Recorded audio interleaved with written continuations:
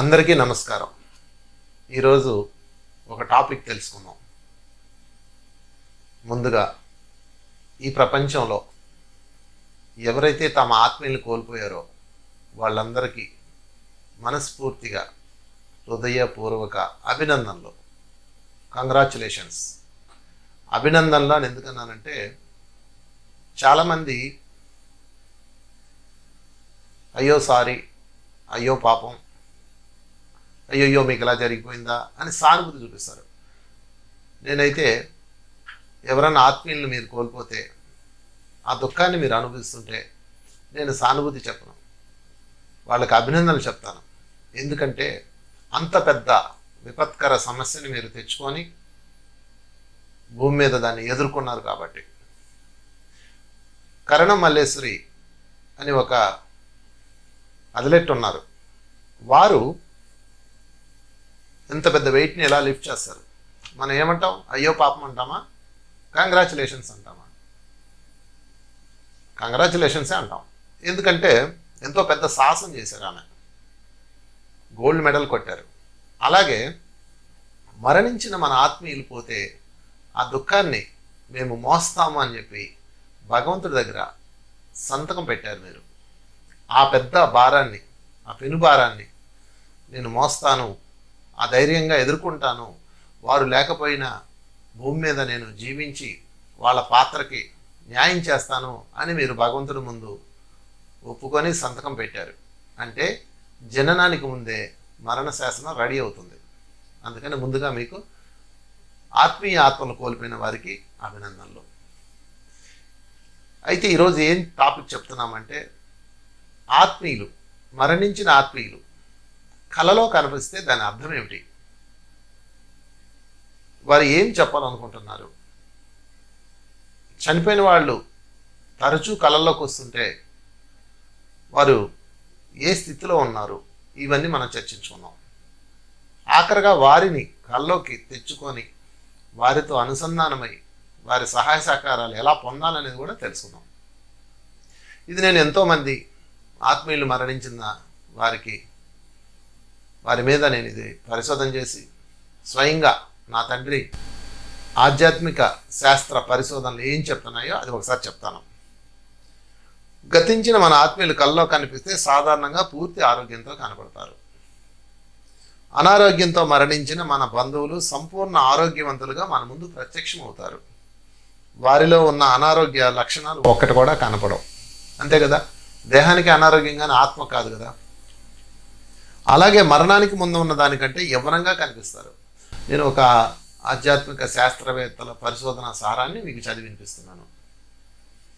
ప్రఖ్యాత సైకాలజిస్టులు చెప్పిన ప్రకారం ఆత్మీయులు కల్లో కనిపిస్తే వాటిని విజిటేషన్ డ్రీమ్స్ అంటారు. విజిటేషన్ డ్రీమ్స్, ఈ కళల పేరు విజిటేషన్ డ్రీమ్స్. అయితే దీనికి మానసిక ఆధ్యాత్మిక కారణాలు ఉంటాయి. ఇందులో మానసిక కారణాలు 30% అయితే ఆధ్యాత్మిక కారణాలు 70% అని స్పిరిచువల్ సైంటిస్టులు చెప్తున్నారు. మరొక విషయం చదువుకుందాం. కుటుంబంలోని ప్రియమైన వ్యక్తి చనిపోతే వారి గురించి మనం కొంత ఆందోళన చెందుతాం.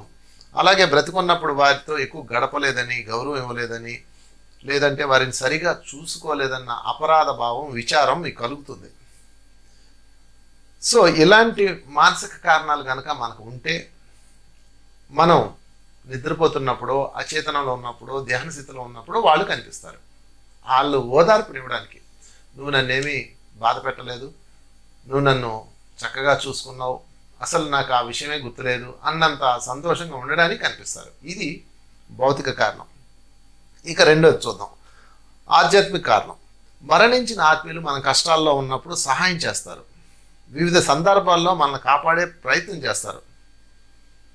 ఇది ఆధ్యాత్మిక కారణం. కొంతమంది పగ సాధించడానికి కూడా కల్లో కనిపిస్తుంటారు. ఇది కూడా one of the cause. So ఆధ్యాత్మిక పరిశోధనల ప్రకారం 65% మంది సహాయపడితే కేవలం రఫ్గా ఒక 30% మందిని మాత్రమే పగ సాధించడానికి వస్తారు. మిగతా 5% మాత్రం కళల ద్వారా వారసులకు సందేశం ఇవ్వడానికి వస్తారంట. ఇది ఆ పరిశోధన యొక్క రిపోర్ట్లు చెప్తున్నాయి. సో ఇప్పుడు మనం అర్థం చేసుకోవాల్సింది ఏంటంటే, మానసిక కారణాలు 30%, ఆధ్యాత్మిక కారణాలు 70% అయితే ఈ మానసిక కారణాల్లో మనం పట్టుకోవాల్సింది ఏంటంటే ఈ కళల్లో మనకు కనపడ్డ ఆత్మీయుల్ని వారు మనతో ఏం చెప్పదలుచుకున్నారంటే మేము హ్యాపీగా ఉన్నాం, సంతోషంగా ఉన్నాం, దివ్యంగా ఉన్నాం, మీరు ఏమాత్రం చింతపడద్దు అని చెప్పడానికే కనిపిస్తుంటారు. ఇక తర్వాత అంశం ఆధ్యాత్మిక కారణాల్లో వాళ్ళు సహాయం చేయడానికి వస్తుంటారు, మీ ఇంటికి వస్తుంటారు, మీ చుట్టూతా తిరుగుతుంటారు. మీరు ఏదన్నా సమస్యలు ఎదుర్కొన్నప్పుడు దానికి సొల్యూషన్ చెప్పడానికి కూడా వస్తుంటారు. ఇలా కూడా జరుగుతుంటుందని చెప్తున్నారు. ఇక ఇందులో ఇంకొక పాయింట్ చెప్తాను. ఒక కళ కనీసం 3 సార్లు రిపీట్ అయితే దాన్ని ఆధ్యాత్మికంగా పరిగణించాలని ఆధ్యాత్మిక శాస్త్రవేత్తలు చెప్తున్నారు. మరణించే ఆత్మీయులు సాధారణంగా కుటుంబ సభ్యులను సంప్రదించడానికి ప్రయత్నిస్తారు లేదా కళలో దర్శనమిస్తారు. వీళ్ళు తమ వారికి ఏదో చేయాలని భావిస్తారు. చనిపోయిన వ్యక్తులు కళల ద్వారా సంప్రదించడానికి వీలవుతుంది. మేల్కొనే సమయంలో సంప్రదించడానికి వారు ప్రయత్నించిన ఆ భావాలు మనం అర్థం చేసుకోలేము. అందుకే నిద్రావస్థలో ఉన్నప్పుడే కళలో కనిపించి మనకి సందేశాలు ఇస్తారు. ఇది పరిశోధన సారాంశం. సరే, దీన్ని మనం అర్థం చేసుకుందాం. ఫైనల్గా ఈరోజు మన టాపిక్ ఏంటంటే చనిపోయిన వారు కళలో కనిపిస్తే మనం ఏం చేయాలి, వాళ్ళని ఎలా అర్థం చేసుకోవాలి అనే దానికి ఈ పరిశోధనా పత్రం ఒక ఉపయోగకరంగా ఉంటుంది. ముందుగా మీ కళలో కనపడ్డవారు, చనిపోయిన వారు కళలో దర్శనమిస్తే లేదా కనిపిస్తే వాళ్ళు ఏ స్థితిలో ఉన్నారన్నది మీరు అర్థం చేసుకోవాలి. వారు ఏ స్థితిలో ఉన్నారు అంటే వారు సంతోషంగా ఉన్నారా, కాంతివంతంగా ఉన్నారా, దివ్యంగా ఉన్నారా అనేది మీరు అర్థం చేసుకోవాలి. First point. రెండో కారణం, రెండో రూపం, వారు దుఃఖంతో ఉన్నారు, ఏడుస్తూ ఉన్నారు, గాయాలతో ఉన్నారు, లేదా చనిపోయేటప్పుడు ఎలాంటి ధోరణిలో ఉన్నారో అలాగ ఉన్నారు అనుకుంటే కనుక మీరు మరలా వాళ్ళని ఒకసారి పరిశీలించాలి జాగ్రత్తగా. ముఖ్యమైన విషయం, వాళ్ళు చేస్తున్న పనినే, అంటే వాళ్ళు రోజువారీ కార్యక్రమాల్లో పాల్గొంటారు కదా, చేస్తున్న పనినే వాళ్ళు రోజు చేస్తున్నారు అనుకోండి.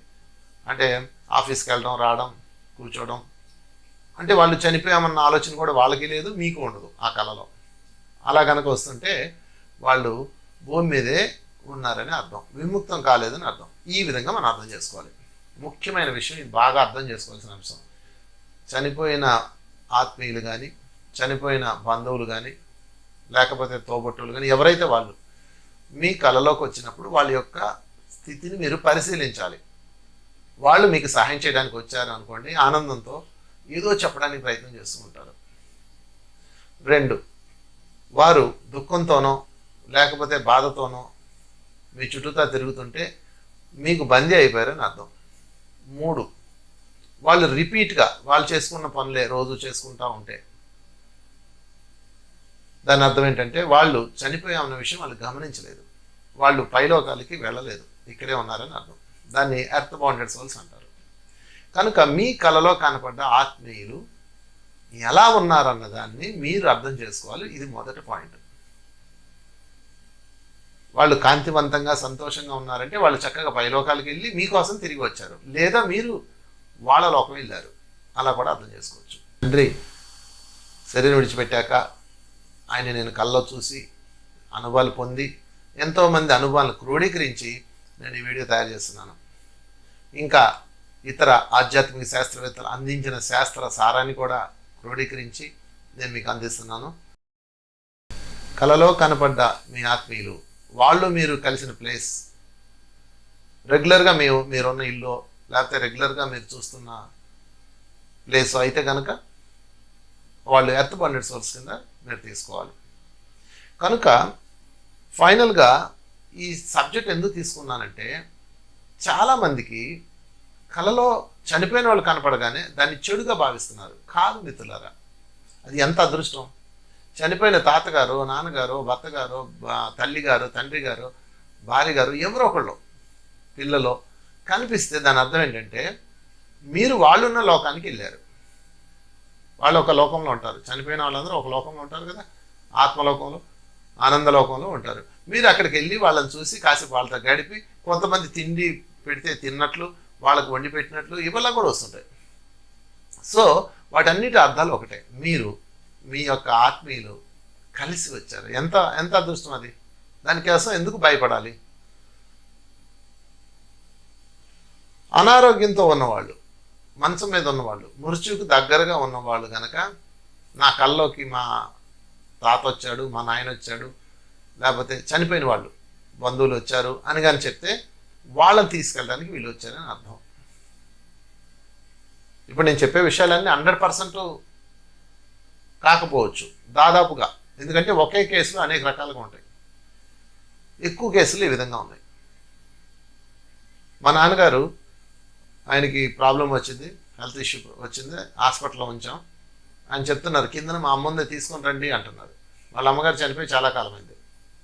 అప్పుడు నాకు అర్థమైంది, ఈయన ఎక్కువ రోజులు భూమి మీద ఉండరు అని. కానీ ఆయన ఆరోగ్యంగానే ఉన్నారు, బెడ్ మీద ఉన్నారు, తుంటి ఏమో గిరిగింది, హాస్పిటల్లో ట్రీట్మెంట్లో ఉన్నారు. ఆయనకి హెల్త్ ఇష్యూస్ బాగా ఉన్నాయి, బీపీ ప్రాబ్లమ్స్ ఉన్నాయి అని చెప్పారు డాక్టర్ గారు. కానీ బాడీ అయితే స్ట్రాంగ్గా ఉంది, ఆయన ఉంటారని అనుకున్నారు అందరూ. కానీ నాకు అర్థమైంది, ఈయన త్వరగానే వికెట్ చేసి వెళ్ళిపోతారని.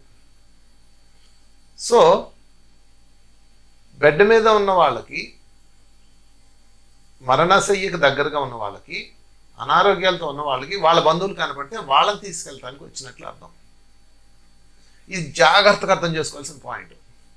చాలామంది తమ ఆత్మీయులు కల్లోకి వస్తే అమ్మో నన్ను కూడా తీసుకుపోతారేమో అని బాధపడుతుంటారు. కాదు, వాళ్ళు కలవడానికి వచ్చారు, లేదా మీరు వెళ్ళారు, అంతేకాని మీరు పోతారని కాదు. మీరు చివరి దశలో ఉన్న వాళ్ళకి వస్తే అప్పుడు వాళ్ళని తీసుకెళ్ళడానికి వచ్చారని అర్థం. మనం చనిపోయేటప్పుడు మన ఆత్మీయులు వస్తారు మనం తీసుకెళ్ళడానికి, ముందెళ్ళిన వాళ్ళు. అదేంటండి, వాళ్ళు జన్మ తీసుకొని ఉండొచ్చు కదండి అంటే, జన్మ తీసుకున్న ఆత్మ అక్కడే ఉంటుంది. జన్మ తీసుకునేది జీవాత్మ. కనుక ఎప్పుడైనా మరణించిన మీ ఆత్మీయులు కల్లో కనపడితే మీరు ఏ కంగారు పడకండి, సంతోషపడండి. వాళ్ళని చూసే భాగ్యం దొరికినందుకు. ఎప్పుడో చనిపోయిన తాతగారిని చూసే భాగ్యం దొరికింది, ఎంత అదృష్టం. ఎప్పుడో చనిపోయిన నాన్నగారిని చూసే భాగ్యం దొరికింది, ఎంత అదృష్టం. కనుక ఫస్ట్ మీరు బాగా అర్థం చేసుకోవాల్సింది, మరొక్కసారి గుర్తు చేస్తున్నాను, చనిపోయిన ఆత్మీయులు ఆనందంతో సంతోషంతో నీకేదో చెప్పడానికి ప్రయత్నం చేస్తూ ఉంటే వాళ్ళు చక్కగా ఉన్నారని అర్థం. వాళ్ళు నీకు సేవ చేయడానికో సహాయం చేయడానికో వచ్చారని అర్థం.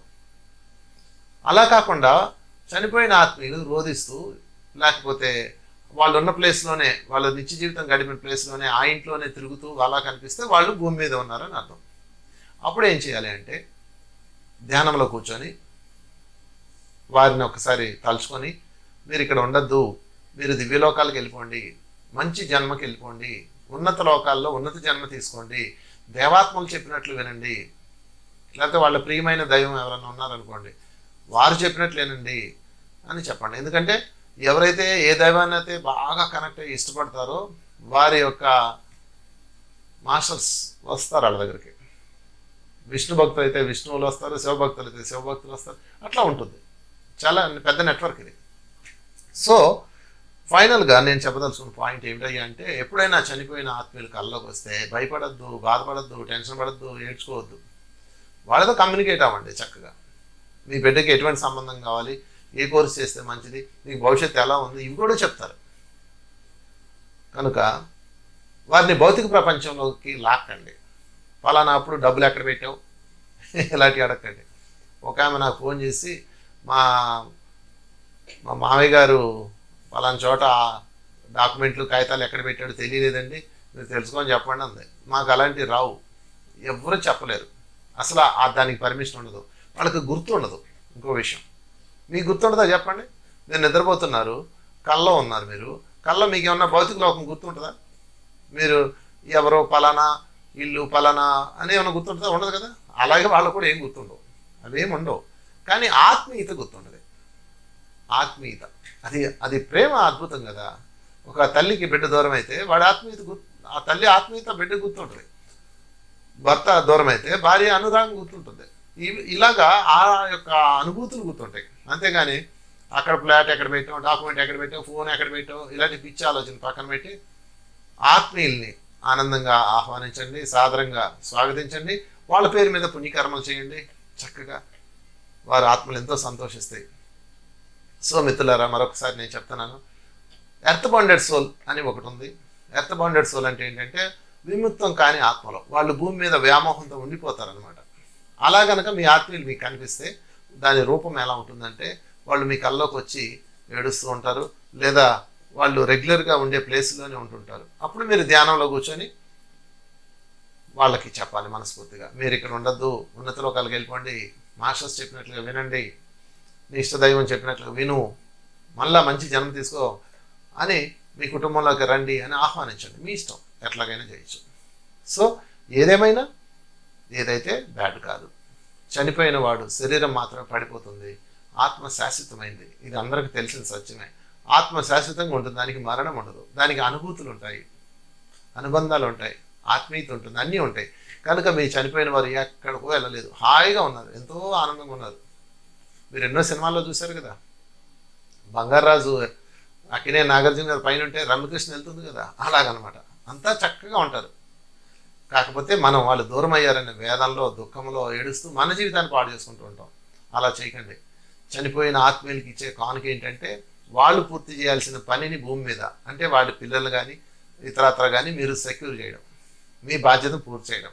తర్వాత మీరు అక్కడికి వెళ్ళిపోతారు వన్ ఫైన్ మార్నింగ్. అప్పటి దాకా వాళ్ళు ఏం చేస్తారంటే అక్కడ ఒక ఇల్లు ఉంటుంది, అక్కడ ఒక లోకం ఉంటుంది, ఆ లోకంలో అదే అసలు లోకం, అదే ఒరిజినల్ ఇల్లు, ఇది అద్దె ఇల్లు. భూమి మీద అంతా టెంపరీ హౌస్. అక్కడికి వెళ్ళి వాళ్ళందరూ చక్కగా మన కోసం ఎదురు చూస్తుంటారు. మనం కూడా కాల పరిమితి పూర్తిగా వెళ్ళినాక అందరూ కలిసి, ఈసారి నేను వచ్చి నీకు ఇల్లు తయారు చేశాను కదా, ఈసారి నువ్వు ముందు వెళ్ళి నాకు ఇల్లు తయారు చేయని ముందు పంపిస్తారు. తర్వాత వాళ్ళు బిడ్డలకు వస్తారు. ఇదంతా ఒక చక్రం. కనుక మిత్రులారా, మరణించిన ఆత్మీయులు కల్లో కనపడ్డారంటే మీరు టెన్షన్ పడద్దు, భంగపడద్దు, ఆనందంగా ఆహ్వానించండి, హాయ్ చెప్పండి, మంచి కథలు వినండి, వాళ్ళు చెప్పిన అద్భుత సత్యాలు వినండి. అది వినాలంటే ఏం చేయాలి, ఆత్మీయులు కల్లో తెలుసుకోవాలంటే ఏం చేయాలి, ఈ పాయింట్ ఒకసారి చెక్ చేసుకుందాం. ఏం చేయాలి అంటే ప్రతిరోజు ధ్యానం చేయాలి. మొదటి పాయింట్, ధ్యానం అన్నది ఎలా చేయాలి? కళ్ళు రెండు మూసుకొని శ్వాసను గమనిస్తూ కూర్చోవాలి. మీ వయసు ఎంత అయితే అన్ని నిమిషాలు. రెండో పాయింట్, మీరు శాకాహారిగా ఉండాలి. మాంసం తింటూ ఉంటే మీకు ఏ దేవాత్మలో మీ ఆత్మీయులు మీకు కలపరు. ఎందుకంటే మరొక ప్రాణిని తింటా నా ప్రాణం అనుకుంటే ఎట్లా? అందుకని మాంసం తినకూడదు, శాకాహారిగా ఉండాలి. ఈ రెండు రూల్స్ పాటించాలి. ఇక మూడోది, ప్రతిరోజు నిద్రపోయేటప్పుడు ధ్యానం చేస్తూ నిద్రపోవాలి. కళ్ళు రెండు మూసుకొని శ్వాసను గమనిస్తూ హాయిగా అలా కూర్చోవాలి. ఏ రూల్స్ లేవు, అలా కళ్ళు రెండు మూసుకొని శ్వాసను గమనిస్తూ గమనిస్తూ గమనిస్తూ నిద్ర వస్తే నిద్రపోవాలి. మధ్యరాత్రి ఎప్పుడు మెలకు వచ్చినా ధ్యానం చేస్తూ నిద్రపోవాలి. మధ్యలో ఎప్పుడు వెళ్ళేటప్పుడు నా ఆత్మీయుడిని నేను ఒక్కసారి ఏ లోకంలో ఉన్నారో చూడాలి అని మీ ఇష్టదైవాన్ని కోరుకోండి, నిద్రపోండి. అప్పుడు వాళ్ళు చక్కగా కనిపిస్తారు మీకు, వాళ్ళు ఏ లోకంలో ఉన్నారో, ఎక్కడెక్కడ ఉన్నారో, ఎంత ఆనందంగా ఉన్నారో, మీరు ఎంత మిస్ అయిపోతున్నారో ఊరిస్తారు మనల్ని. సో మనం కూడా పైకి వెళ్ళిన తర్వాత కలిసి ఉండడానికి కావాల్సిన ఏర్పాట్లు వాళ్ళు ముందు చేస్తారు. మరలా తిరిగి అందరూ కలిసి మళ్ళీ ఒక ప్రణాళిక వేసుకొని భూమి మీదకి వస్తారు. ఇదంతా ఒక అద్భుతమైన చక్రం, జనన మరణ చక్రం. కనుక చనిపోయిన ఆత్మీయులు మిస్ అయ్యామన్న బాధ వద్దు. చనిపోయిన వాళ్ళు ఎక్కడికి పోలేదు, సంతోషంగా ఉన్నారు. అవతల తీరాల నుంచి మిమ్మల్ని కాపాడుతూ ఉంటారు, మిమ్మల్ని చూసుకుంటూ ఉంటారు. కావాలంటే మీరు అనుభవం పొందండి. ధ్యానము నిద్ర, ధ్యానము నిద్ర, ధ్యానము నిద్ర, ఇంతే. రాత్రిపూట ధ్యానం చేస్తూ నిద్రపోవాలి.